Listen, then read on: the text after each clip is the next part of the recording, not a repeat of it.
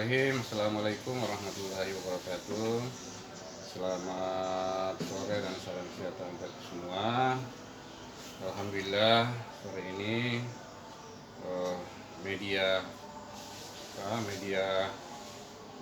Kaltim datang ke rumah kediaman saya untuk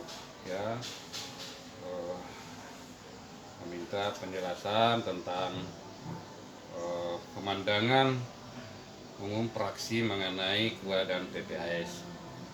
Ya, memang kemarin pada saat paripurna pemandangan praksi tentang KUA PPAS, ya saya sendiri yang membacakan atas perintah ketua praksi, yang mana di dalamnya ya kami dari praksi AKB ya menanggapi bahwa bagaimana KUA PPAS ini betul-betul ya kedepannya nanti program-program yang menyentuh masyarakat ya. Dan kita inginkan bagaimana pemerintah segera membahas KUA PPAS ini. Yang terpenting adalah bagaimana pembangunan infrastruktur dan pemulihan ekonomi.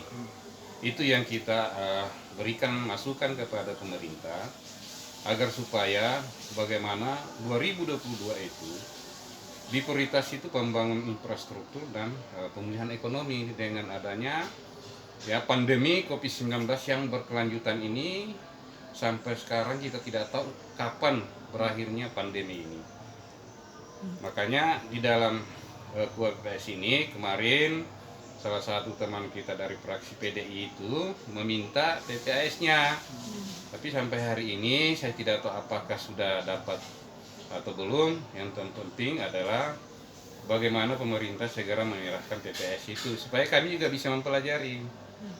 Nah, kalau itu juga kami tidak serahkan PPAS, ya bagaimana kami nantinya di dalam pembahasan. Jangan sampai terjadi seperti tahun-tahun lalu hanya 2 lembar. Yang kita inginkan itu bagaimana transparan tentang bagaimana pembahasan anggaran 2022. Jangan lagi nanti ada masalah muncul sehingga ya kita ini tidak pernah ya dipandang oleh pemerintah. Makanya saya bilang kemarin, mudah-mudahan KUA PPAS tahun 2022 ini segera kita bahas bersama pemerintah agar ya kedepannya bagaimana pembangunan ini betul-betul terarah di infrastruktur dan pemulihan ekonomi.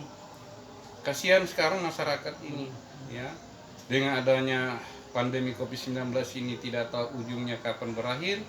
Kemudian ada lagi PPKM, ya kasihan masyarakat, pergerakan perekonomiannya susah karena dibatasi dengan waktu, sehingga ya saran kami ke pemerintah agar bagaimana pemulihan ekonomi yang diutamakan di dalam pembangunan 2020 nanti. Terus poin-poin apa aja kemarin yang Bapak tekankan untuk pemerintah? Ya, poin-poin kemarin kita tekankan itu bagaimana COVID-19 ini ya pemerintah segera ya menyelesaikan dengan baik.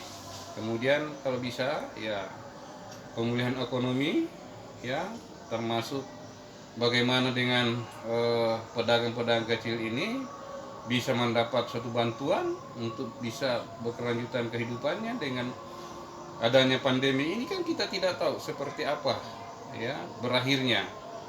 Tapi mudah-mudahan lah dengan susah payahnya pemerintah mengusahakan bagaimana pandemi COVID-19 ini bisa selesai, ya masyarakat juga harus ya mengikuti ya prokes.